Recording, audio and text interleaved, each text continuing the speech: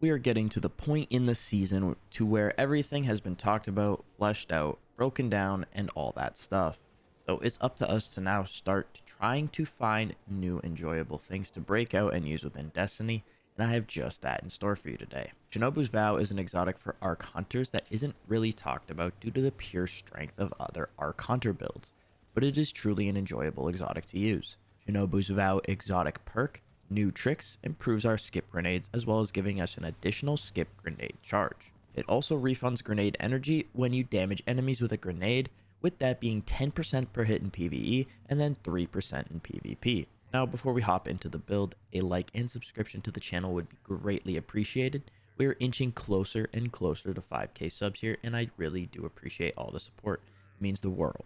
Now let's hop into it. As always, we start with the basics of our subclass, then move into the aspects and fragments, and then with this build, we obviously have to go with Gathering Storm for our super, with it being one of the highest damaging supers in the game. Then we have Gambler's Dodge for melee refunds, Combination Blow for our dodge regen, and health from a final blow with it, and then Skip Grenades obviously.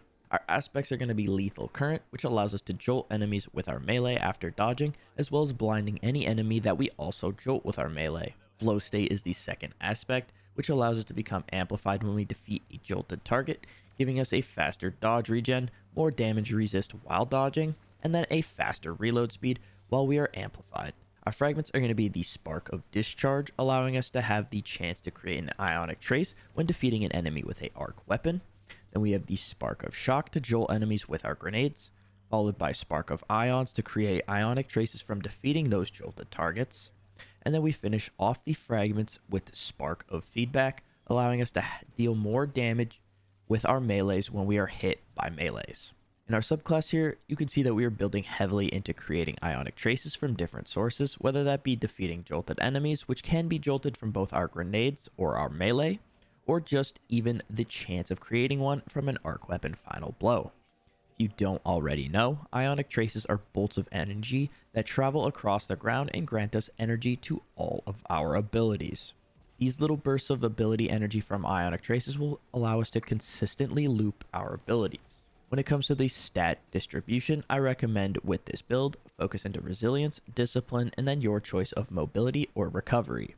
Keep in mind that we can fully refund our dodge from a powered melee final blow, so if you want to keep the mobility low, that is 100% an option, and it is the one that I am using here. The artifact this season doesn't have too many perks to utilize that benefit Arc in any major ways, but I would recommend picking up the authorized mods grenades, as well as the Shatter Orbs, as these are the two strongest and very beneficial ones to this build.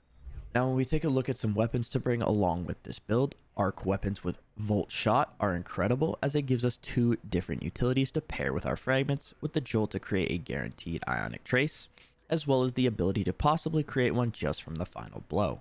Brigand's Law, which just got buffed from the sidearm buff, is an incredible option here, as well as the Ikalos SMG or even the new Arc Fusion Rifle Iterative Loop. Coldheart is an exotic that you could bring in, which creates Ionic Traces when it's in its highest damage state. Thunderlord is another great exotic to bring along here, or even Delicate Tomb. A Chill Clip Fusion would be a good option in the kinetic slot, or even a kinetic Tremors weapon if you're running a special energy weapon. Arc Heavy weapons are a great option here too, like Hothead, Wendigo, or the previously mentioned Thunderlord. Now, finally for the armor mods to complement the build. Our helmet is going to have Ashes to Asset, Dynamo, and then an Arc Siphon mod slotted, so we can get super energy back from nades and dodges, as well as creating orbs from arc weapon kills. On the gauntlets, they're on Firepower, Impact Induction, and Momentum Transfer, so we can create orbs and get melee energy back from grenades, and then grenade energy back from melee power damage.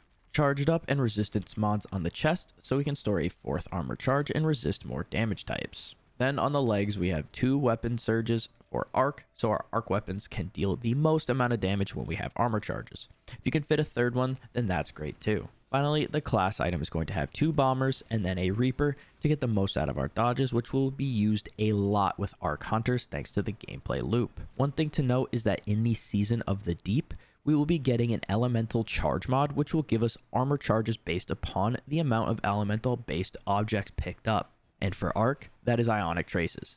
So this build will actually get even better next season, so definitely keep this in your arsenal for that. I've always enjoyed using Shinobus as an exotic for fun, but it's honestly a great exotic to take advantage of and will get even stronger next season with the new mod coming in.